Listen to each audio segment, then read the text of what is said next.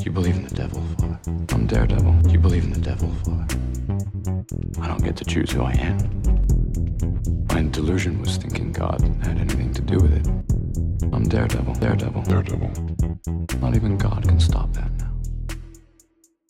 Welcome, one and all, to the abandoned car park behind the back of Hell's Kitchen that no one likes to go to because the tramps piss near the fire exit. I'm your host, Nick Stanley-Forth, the cherry to my Matt Murdoch, who also goes by Eamon Jacobs. Thank you for bringing me to this dingy little car park. It's also known as the Daredevil cast because, as always, we're chewing the fat over Matt Murdoch's busy life as a lawyer and vigilante. But not as much vigilantism this week. Episode 3, Hollow of His Hand. Eamon. Nick.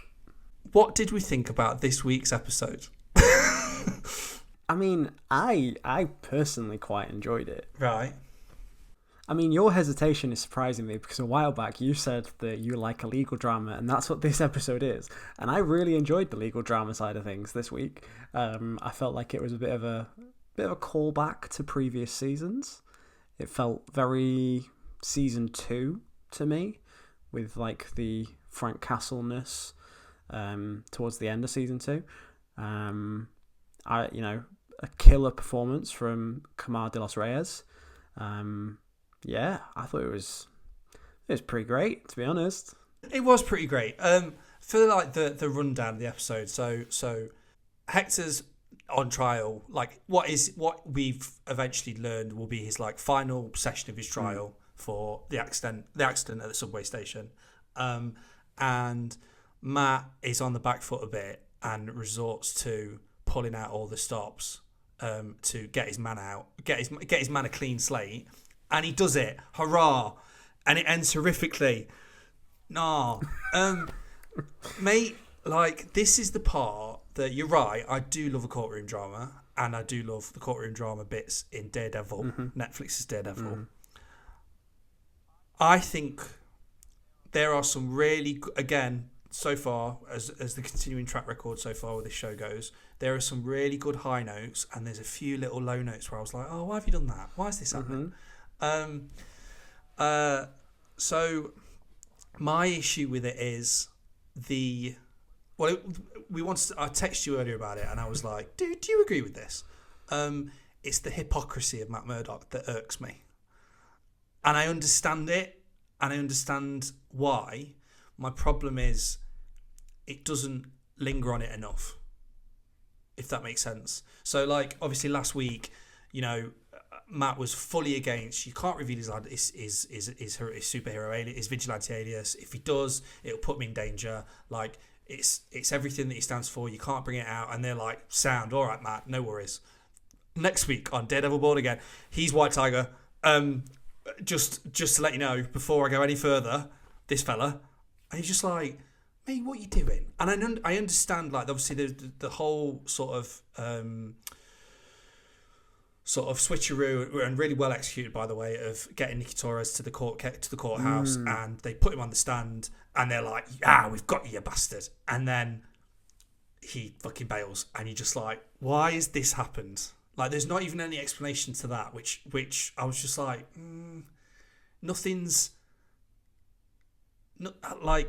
there's no indication leading up to that as to why he's not going to like give a statement. Does that make sense? Yeah, I get what you're saying.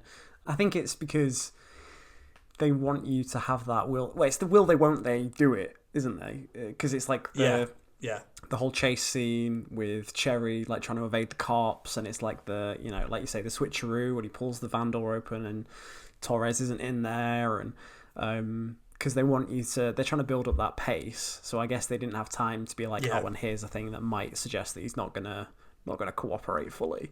Right. As soon as he got into the courtroom, I was like, this isn't going to go well. Because I was like, it's gone too well. Like, everything is technically gone smoothly. So I was like, bad vibes. Bad vibes. So I was suspicious. So when he was like, yep, no, don't have anything to say, I was like, oh, you bad man. So, Yeah. but yeah, in terms of the hypocrisy of Matt Murdock, which sounds like a really shit crime novel that you'd find in an airport in the 1980s, I agree. It is hypocritical of Matt Murdock. Like you say, he did make a very grand speech to the judge in the previous episode about, not revealing his identity and using the amulet as a really great legal defense, which we both were like, that was great. That was some really good lawyering. Yeah. Yeah. What I will, And even what I will say, the judge bollocks him in the court in his quarters as well at the back. He's like, I stood in here, you stood there, and you told me you weren't going to say anything. What the fuck? Yeah. What I will say is that I think we should allow our characters to be imperfect. Matt Murdock is and always has been a messy bitch. Let's be real. In all aspects of his life, Daredevil included, he is a messy person. And I actually think it's maybe intentional that they're pushing him to occasional moments, maybe not stupidity, but like you say, hypocrisy and I don't want to say unlikability because he's not unlikable, but just like that sort of not at all. Taking that step is quite extreme, and like you say, if Matt was in Hector's position, that scene would have played out very differently. For example, like Matt would have not responded very well to being unmasked unwillingly in that situation. So yeah, I do think it's hypocritical, but I like the fact that it's pushing him to that place. Yeah. No, right, you're right. And I think, he has the talk with Cherry in his office where he's like our whole defense just falls apart now. We don't know what we're going to do. And like what I loved, and it wasn't, you're right, I do love my court case moments. So there was a part, there's a beat where he goes back to the table and it's after Nicky Torres is like, drops, like said he's not going to say anything. It's just, and like Matt stood there and he's like, shit, like I don't know what to do. And it reminded me, there's a great moment in A Few Good Men where which is a great film, by the way. Tom Cruise's character, it's a fucking amazing film.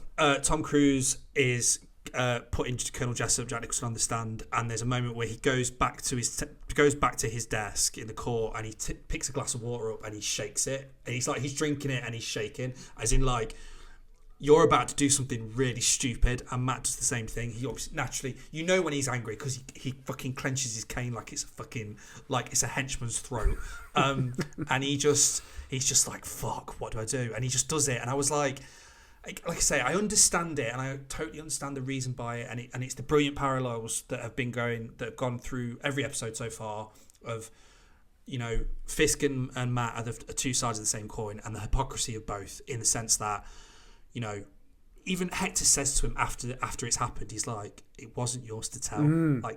Like you didn't even ask. And such an amazing performance of such a, for a guy that's supposed to be a vigilante, so reserved, so humble is the word that came to mind for me. Yeah, always got, when they're bringing out the testimonies, he's got his head down, and when he's not doing it for any other reason other than because it's the right thing to do, and that is obviously hammered home very, very obviously in your face, but it's so on point for that character. Like, he's not doing it to try and be a superhero, he's doing it to try and better his neighborhood in a very similar way to Daredevil.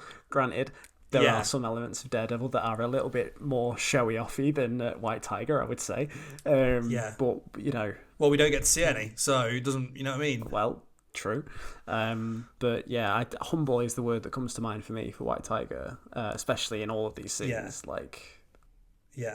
I mean, he's amazing. Like the very first conversation they have with each other, and he talks about the frogs back home and stuff, and it's like, it's probably one of the most beautiful fucking moments in Daredevil I think I've ever seen.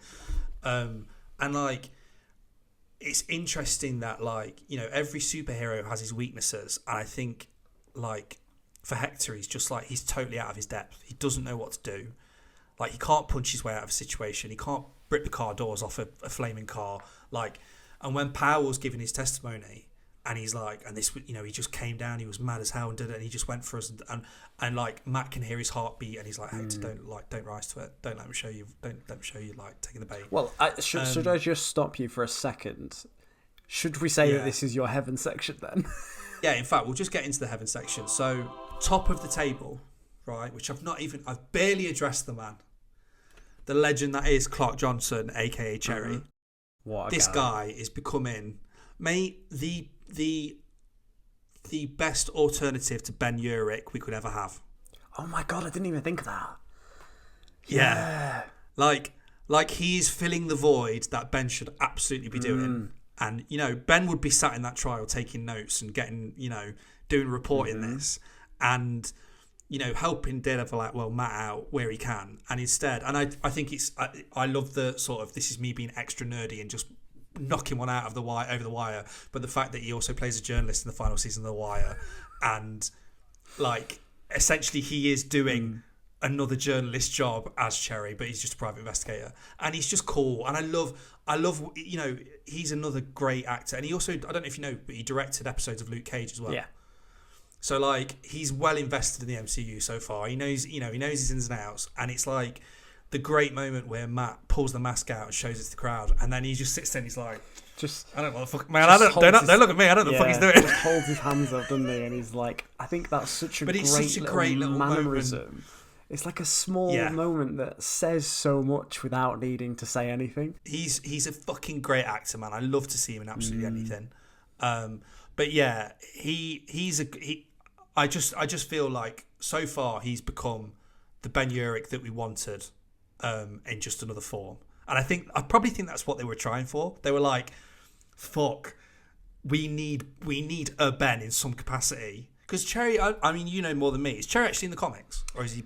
Off the top of my head, mate, I'm not sure. I think, I could be wrong, but I think he's an original creation for the show. Feel free to pull me up on my nerd card on that one. I don't... If there is a Cherry in the comics, then I stand corrected. Yeah. But I don't know. Yeah, but I just feel like he's the best... He's the best Ben Urich we've never had. And he, as much as we love the performance in the original season, I'm like, fuck, he would have been great as Ben Urich anyway. Like, would have been. he's just awesome. Yeah. I love him. I think he's so good. But yeah, so that's the first part of my heaven section. The second portion is it is the court case with its occasional bumps and its little blips that I'm just like, oh, this frustrates me a little bit. Every part in it is brilliant. The guy that plays Detective Powell, absolute arsehole. Slimy bastard. But not slimy like brutish. I think there's a thuggish element to him.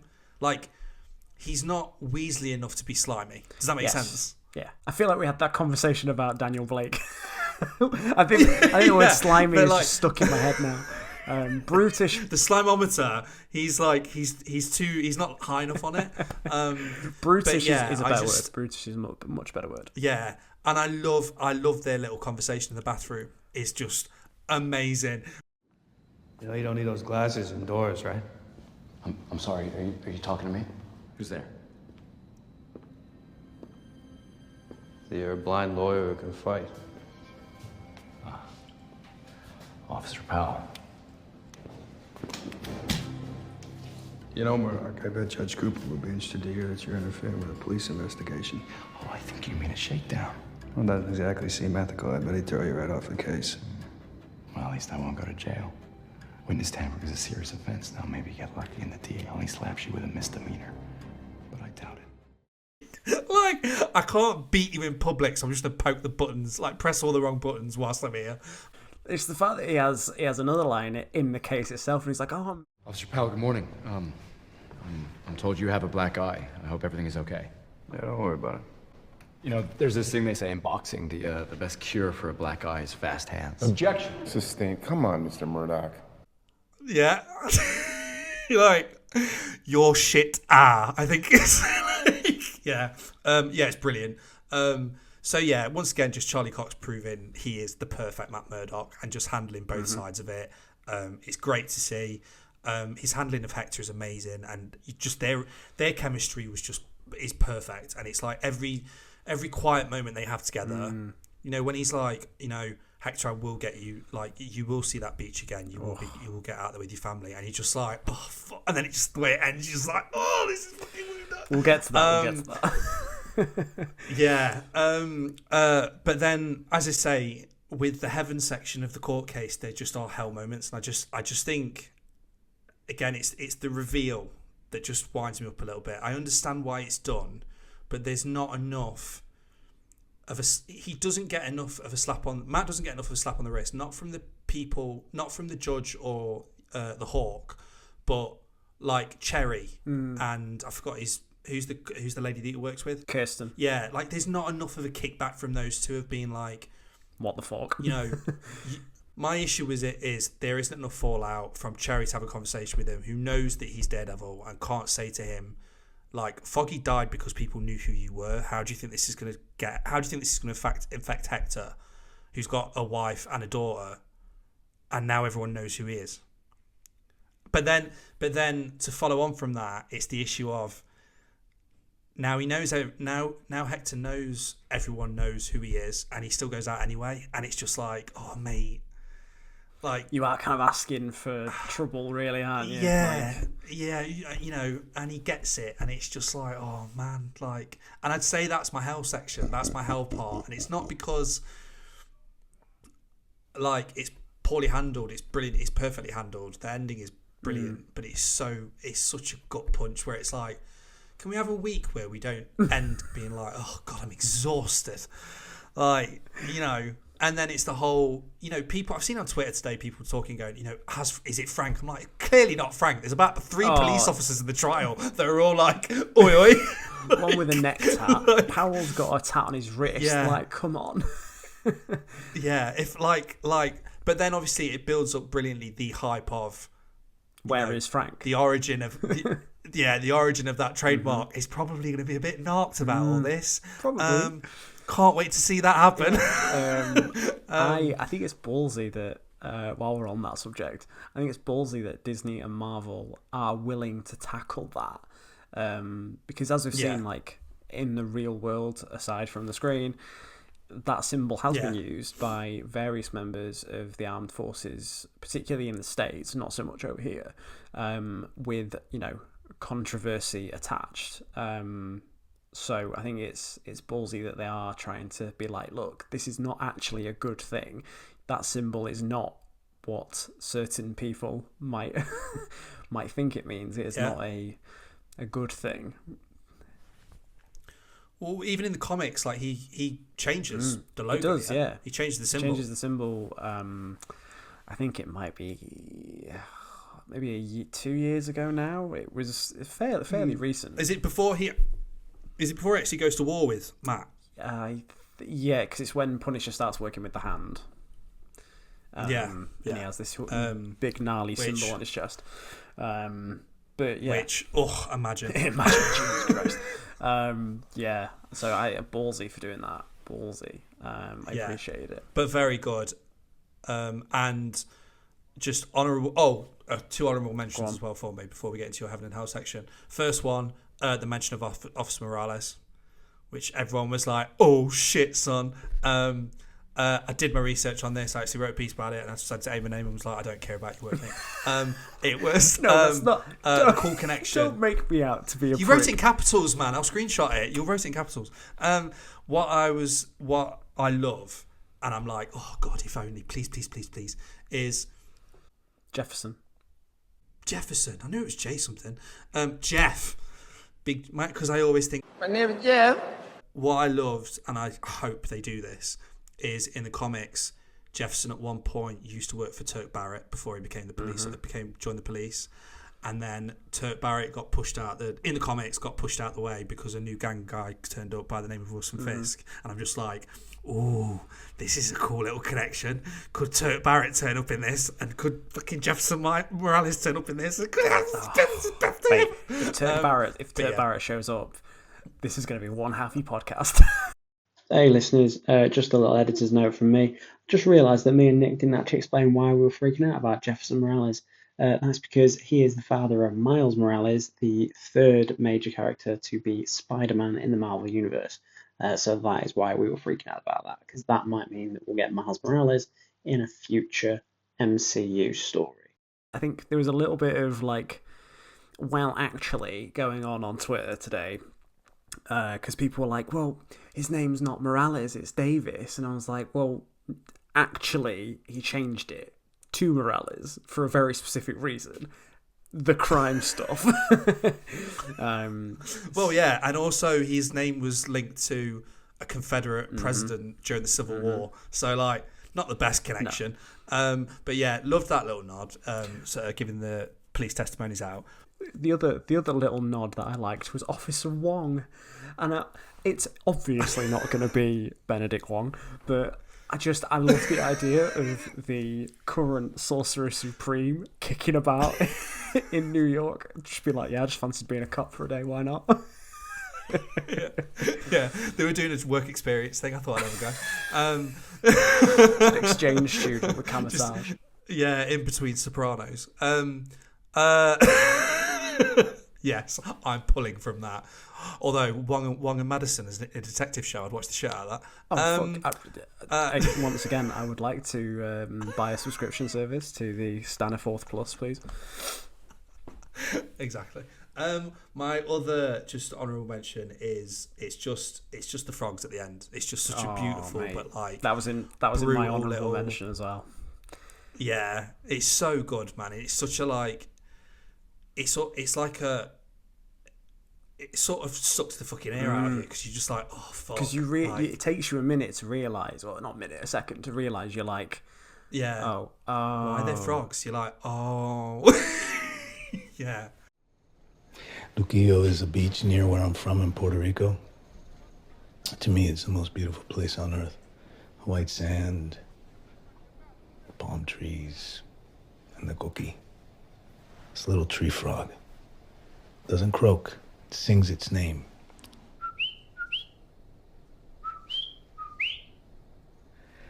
I laugh because the tourists, man, they think it's noisy and annoying, but to us Boricuas, man, it's a magical sound. Yeah, it's just you know, I think so far, I think it's safe to say, and I don't mean this in a negative way, it's not nowhere near, but it's a runner-up to the standard of what we loved about the Netflix series. It's not as dark, it's not as brutal. I wouldn't say the writing's is as airtight as the Netflix one has been so far, but we're 3 episodes in. But this is an episode where you go, fuck me, they are really being really careful and sensitive and as close as they can be.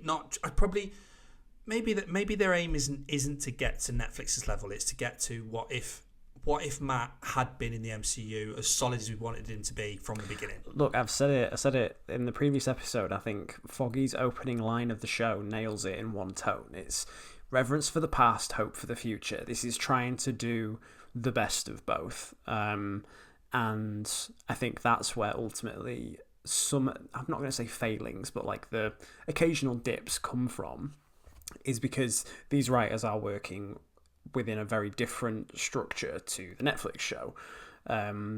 So yeah, I think that's kind of where that comes from.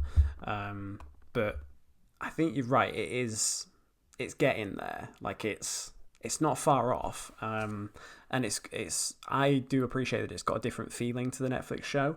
I think originally I just wanted more of the same, but it's not always about what we want, it's about what we need, and I think this is potentially giving us what we need. So it reminded me, and it's a really weird comparison, but it reminded me of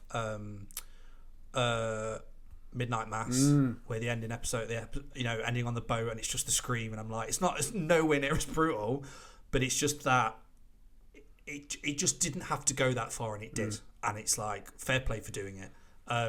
But yeah, so there's my honorable mentions.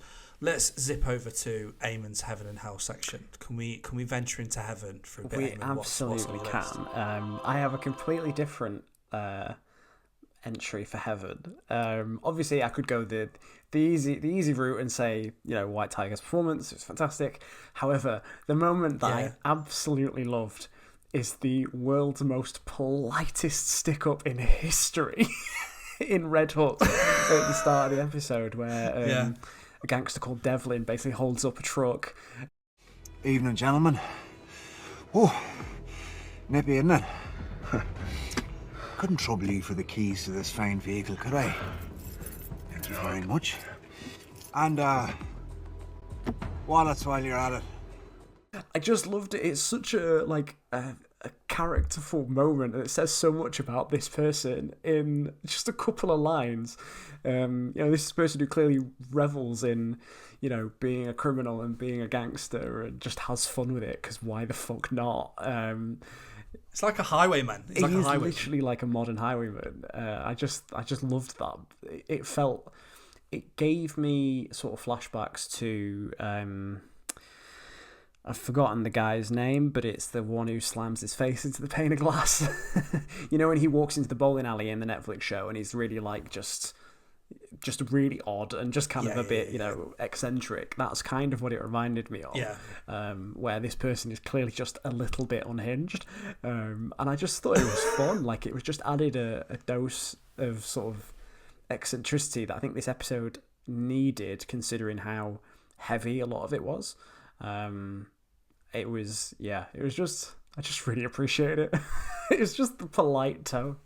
And then the other is obviously the conversation at the start between Hector and Matt. Like, just the way that he explains about the birds and the frogs on the beach near Puerto Rico. I think it gives a really beautiful insight into who Hector is as a person. And I think I loved that they're using that to define his character rather than the fact that he's White Tiger. Like, that's the thing that you remember the most, not the fact that he wears a costume for 30 seconds. He's literally just a guy, again, to hammer it home, trying to do the right thing. I think it's obviously a shame that we're not going to get any more of him, but I think how he works in this episode and how he works in Matt's story so far has been brilliant. I'd almost add as well that, like, going back to your big issue of like, I'm gonna kill you in Daredevil, like, almost Matt's response to it is actually like almost beneath the speech. And I know it's obviously it can't you don't want something to like overshine it, but like, it's just, it's such a basic, you will see that beach again. And you're like, true, yeah. Yeah, it's flat. It's just flat rather than. I don't feel like that line was delivered with a sense of like genuine meaning. Yeah, if that makes sense. Yeah, it's like they go, and then Matt says this. I would guess that was like take 4, maybe 5. Yeah, it's probably a long day. Charlie's like, how the fuck am I topping this? Like, thank fuck I've got glasses on. I'm crying here. But yeah. What else? You got anything else? That's it. Aside from the the beautiful way that it ends with the frogs, and just like the wave noises and stuff, I was like, again, that sense of quiet I think really helped after such a sort of really pacey ending and a tragic ending, not to say the least. I was like, I appreciate that it's like, and here's just gonna twist that knife ever so slowly through your feelings. Yeah, I also think, I think I remember writing this down, like how it's structured, the finale of obviously like Kingpin talking over it of like, I've got to make choices, like he puts the mask on and you see him like just sort of slowly jogging down the street. I don't know why I got massive Watchmen vibes, and I think it was just because of the bluntness of it. It's so like, it's how it's like the lighting, the slow, like how it is slow motion until you see literally the gun come out and it just happens. And it's like, there's something Watchmen-esque about it. I mean, even tonally. It feels like it belongs in that world of just, because no disrespect to him, his outfit's not amazing. It's shit. Like he looks like a Power Ranger. Like he looks. But then again, he's not Matt Murdock. You kind of he's a blue. No, of course very not. much a blue collar vigilante. Like you very much get the sense that like, well, he even says it in the courtroom. He's been saving up to try and get him and his wife like their own place. They've been living with family. Yeah. So this is a guy that is clearly scrimped and saved to create his costume. But I think you nail on the head. It is very Watchmen and like tonally, vigilantes paying the price. Like it says a lot. Yeah. And it's just great, and obviously the final sort of the Punisher, it's not Frank Castle, it can't be, but like just like walking slowly towards the camera, but like what a great tease to from like the death of one vigilante to the sort of reputation of another that's impacted it. It's just great. It's just fucking great. Yeah. I also loved a really good line from the Hawk at one point. His closing statement in the trial is, "Good people could do bad things. Bad people could do good things." And again, that sort of encapsulates Fisk, who I loved his dinner with, or his breakfast with Vanessa, because of course he's having fucking eggs. Because the man doesn't eat anything else. If it's not an omelette, he must be egg bound by now. He just doesn't give a shit. I almost love. He doesn't look like he's struggling, but that dining room looks so anti-Kingpin. It's really like, it's old and Victorian, and like, you know, he's meant to like his office is sort of passable, but it's just how it looks. I'm like, this both doesn't look right for you. This doesn't look right for either of you. It's really alien to it. Just, you know, we're used to that blank slate minimalist sort of aesthetic that's always around him, because there's just nothing. Well, there is stuff there, but like nothing there at the same time. So to see like old paintings and really like shit you'd see on Antiques Roadshow, like it's just funny. And to me, that like he's out of his area of comfort. And then for the Hawk to make the statement of like, good people do bad things, i.e. Matt giving up. This is my interpretation of it, but like Matt giving up White Tiger's sort of identity is a good guy doing a bad thing. And then Fisk, you know, trying to use what's in his sort of control as a bad guy, trying to do good things, quote unquote, or what he sees as a good thing as mayor. Yeah, and he's also trying to repair the relationship with his wife, which you could see as a bad guy doing a good thing. Obviously, there are layers to that relationship, but yeah, I think that definitely fits into your model. Yeah, and also one added detail of hold on, somebody says it at some point. Oh, one of his aides says to Fisk, "All due respect, we have people at the Times." And I was like, would it kill you to say the Daily Bugle? I know. Or even the Bulletin. Do you know what? I'd take the Bulletin. I'd take the Bulletin. No. I'd take the Bulletin. But I'd take a Bulletin for you, Nick. But yeah, sorry, mate. I've literally... Cheers, babe. I've just gone through my list now. Go back to your hell section. Cheers, babes. So going into my hell section, I have to say, and I want to say this very carefully, because I don't want it to come across like we're some basement dwelling alt-right twat bag on the internet, basically. I do not hate Heather Glenn's character. I don't hate her character, I don't hate performance, I don't hate the actor. What I hate is the forcing of her relationship with Matt. There's no chemistry there whatsoever. I do not believe their relationship for a second. The way that she brings up Foggy in the kitchen whilst he's cooking was so awkward, and I understand it to a sense of like Matt clearly is obviously processing his trauma and has obviously not brought him up to her, but the way that she just brings it up, like, "Oh, you're talking about Foggy, aren't you?" And I'm like, whoa, okay, Jesus Christ. Is that your friend that got murdered in the street like a year ago? In the street, remember? Because he got shot. How many times did he get shot?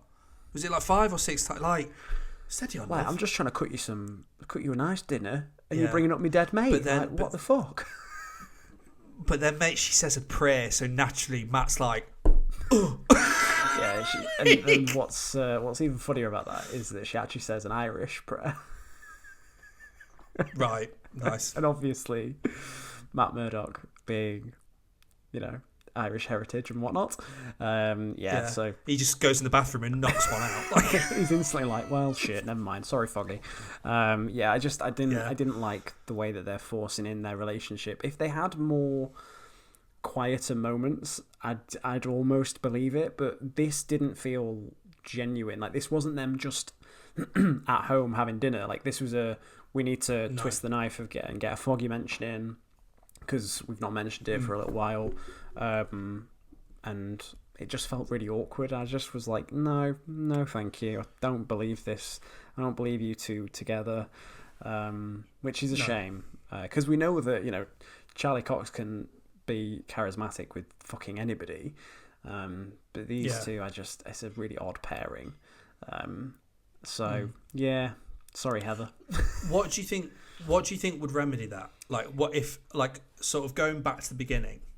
Is there anything you would change to sort of improve their relationship? I think what would help is if she was in the main storyline a little bit more. Right. Okay. Again, I am not a TV show writer. I don't know how that would play out. So far, we've only had kind of one scene where I was like, okay, fine. And obviously that's when she becomes the Fisk's therapist.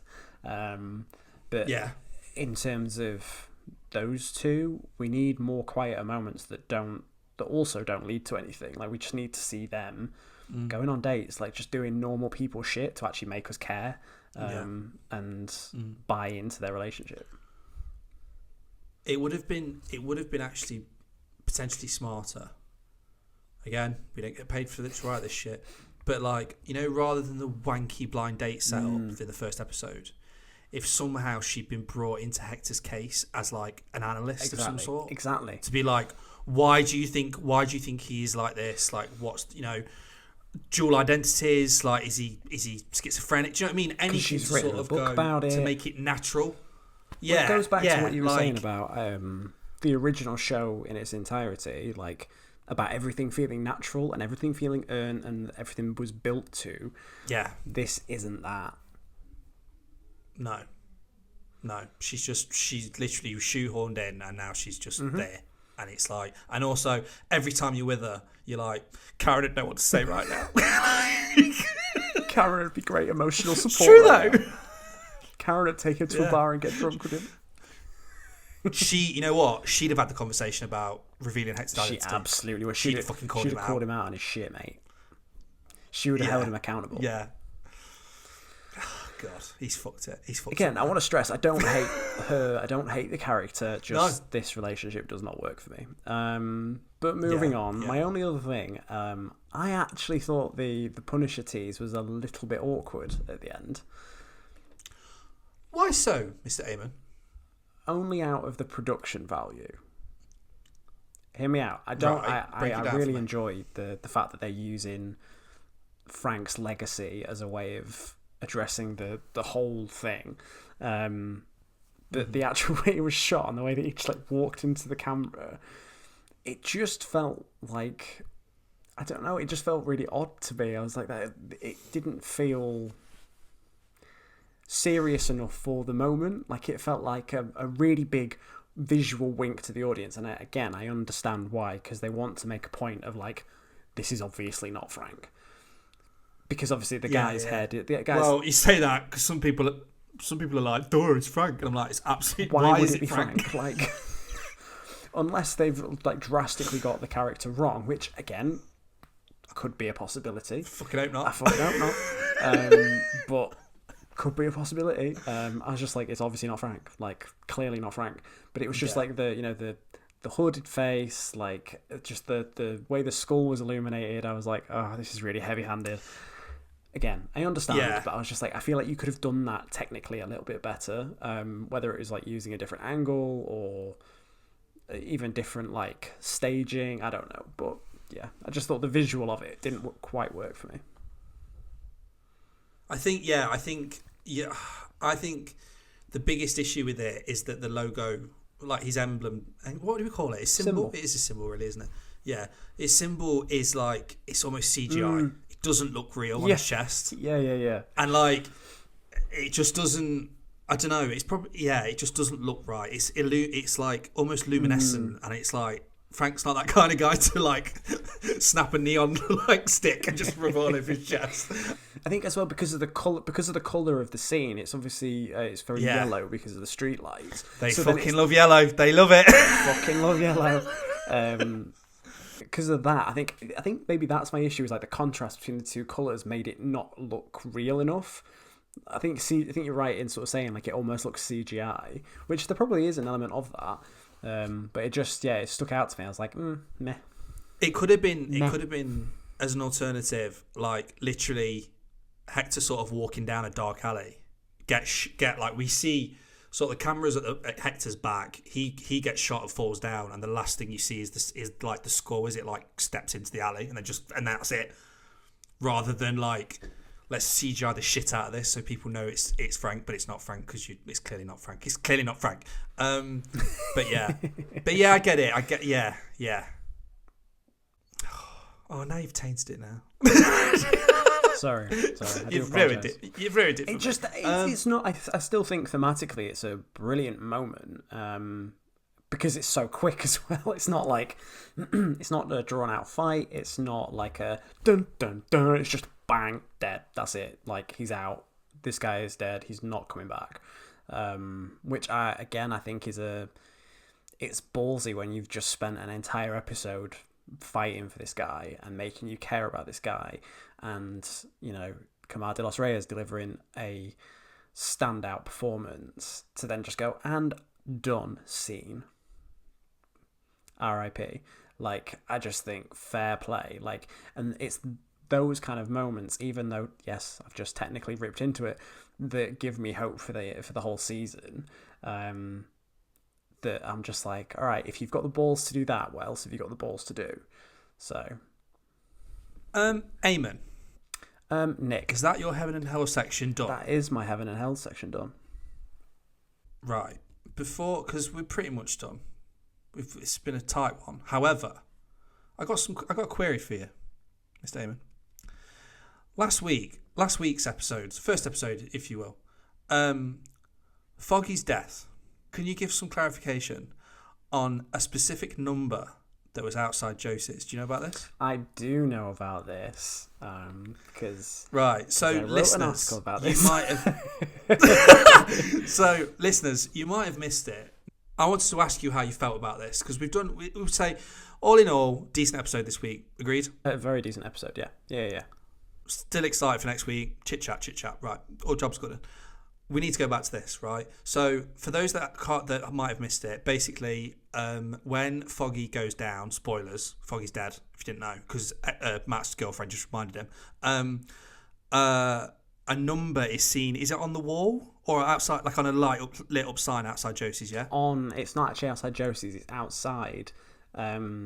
It's the address for Nelson, Murdoch and Page. Got ya. Sorry, right, okay. And the number is 468. What?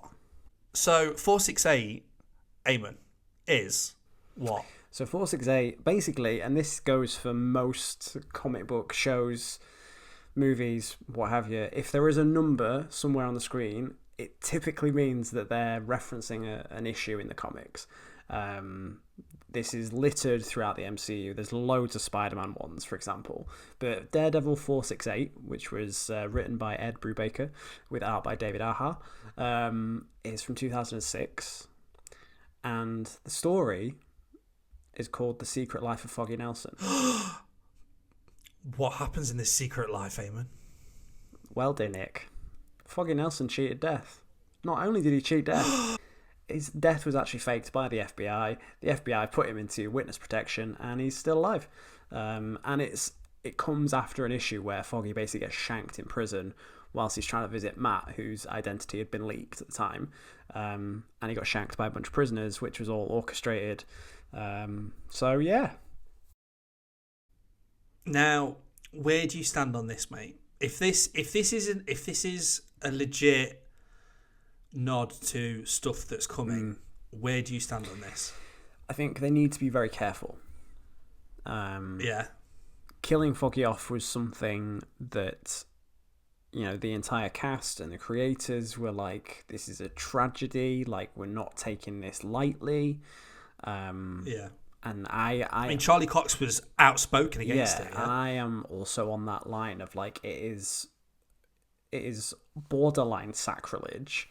And a lot of fans obviously feel the same way because, as we've long waxed lyrical about before, Foggy Nelson is the beating heart of Daredevil. And I think by killing him off, you are trying to make a very bold statement. But then if they roll that back to just go, it's all right, he's alive, it's going to feel very cheap. It's going to cheapen his death scene. It's going to cheapen Matt's entire arc depending on how it plays out by the end of the season, because it pushed him into this hole of crisis, essentially despair, guilt, grief, the full 9 yards, and to then just all the shit feelings. To then just roll that back and go, it's all right because he's still alive. I'd be like, oh, I don't know. Because I think in comics we have that sort of suspension of disbelief of like, fine, people can come back from the dead all the time. And obviously that's happened in the MCU, fine, cool. But given that Daredevil is such like street level antics, and this story in particular is street level antics, we don't have an Elektra, we don't have the Hand, we don't have any mystical bullshit. I think by bringing, who knows, by bringing Foggy back, I think you're getting into dangerous territory. You're getting into convoluted territory, which is something that Daredevil should never be. So, talk to me. Speaking of hypocrites, like I'm for the record, I'm 100% on your side. Dead should be dead. Dude got shot up like a Christmas tree, like shot through the chest. He was bleeding out, and it's a horrible scene, and we can hear his heartbeat, and his heartbeat stops. You can hear him choking him on his own blood, for God's sake. Like, come on. Yeah. So, like, with that said, like, this is comic book fandom hypocrisy at its finest. Of course it is. Where we go, we really want this scene to happen. We really want this thing to do. And we can't wait. Wouldn't it be cool if US Agent and Daredevil have that bit where he's like, he shouldn't have sent the devil? Wouldn't that be cool?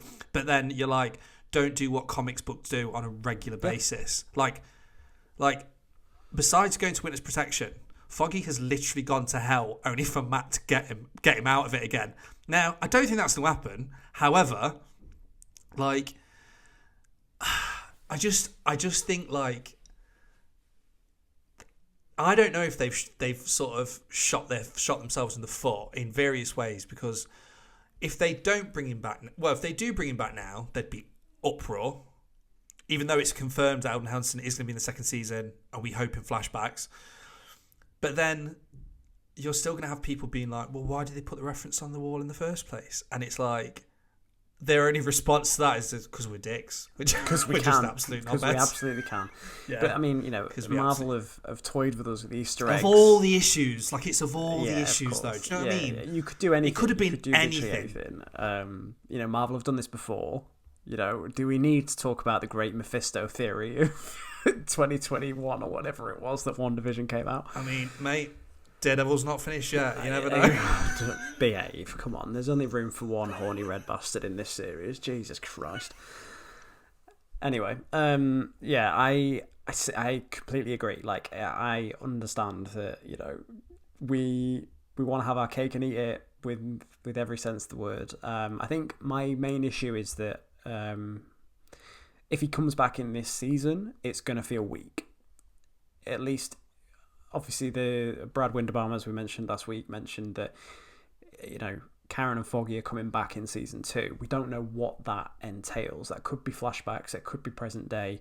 For all we know, it could be hallucinations. I personally would really love it if Matt had a moment of like Angel and Devil on his shoulder, and we get Fisk on one side and Foggy on the other, speaking to Matt in a moment of something. I just think that would be the way to do it. Personally, if it was me, that would be a nice way of leaning into what makes Foggy great in the first place. But to just revive him, to go, here we go, it's fine. I'd be a little bit like, if it plays into the story and it works well and they build up to it naturally, then fantastic. But it's risky territory, mate. They'd have to really, they've got to really work on it. Yeah, though. Like, you've got to draw that out. You've got to plot that very carefully over several episodes. You can't just go, we've got a mystery witness who's coming in. Who is it? Oh, it's Foggy. I'd be like, what the fuck? It's got to end in a sense that, like, I don't know, there's like records of something, but I don't know. Like, it's obviously we're going completely on the deep end here, but like, it's only because it's like, you're right, they do it all the time, but it's like, of all the numbers, you could have done Foggy's first appearance. You could have done the, this issue is Foggy's, you know what I mean? Like, anything, but it's like, no, it's the one where he goes into witness protection after he's faked his death and he's died this. You're like, what the fuck? Yeah. Come on, lads. But yeah, we'll have to find out if Foggy Nelson does return to the Marvel Cinematic Universe. Foggy will return in Avengers: Secret Wars. On your left. What a treat that'd be. Just fucking like shit. Yeah. Well, avocados at law, way. But yeah, I mean, oh God, what if they did Secret Wars and brought him back? No, don't want it. Don't want it. Again, I just don't want it. I just don't want it. That would almost be worse. Like all these people like snapped back, but it's like Foggy's there. No. Mate, another question I've got Go on. that I'd love. Hold on, right? So we know in the first episode that this is set after Hawkeye. Yeah, of course. Because obviously Fisk got shot in the face. Oh. Yeah, but then also, we've had Echo as well. Oh, that's never ignore me. I was like, I'd love it if they do some kind of mad, maybe first season or second season, if they do some mad Fast and Furious thing where like you think you've been watching it in a certain time for 2 seasons or 1 season, and then it turns out this is actually Tokyo Drift, but not. It's Fast and Furious 7, and everything's mixed up. But yeah, you've just ruined my hopes. So that's fun.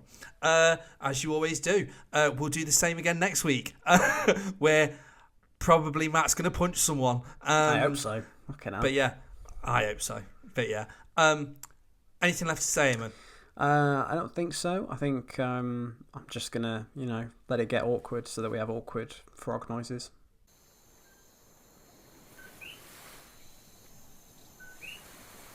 You can follow Daredevilcast at Daredevilcast on Threads, Instagram, X, TikTok, everywhere that there's a social media platform. We're on it somewhere. Nick's currently dancing.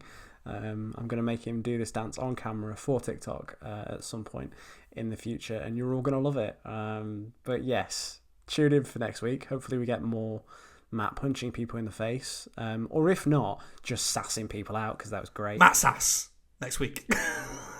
Matt Sass. Hashtag Matt Sass. I don't think that's a trend that's going to kick off. We're going to say bye now. Say bye-bye, Eamon. Bye-bye, Eamon. Brilliant. Cue the frogs.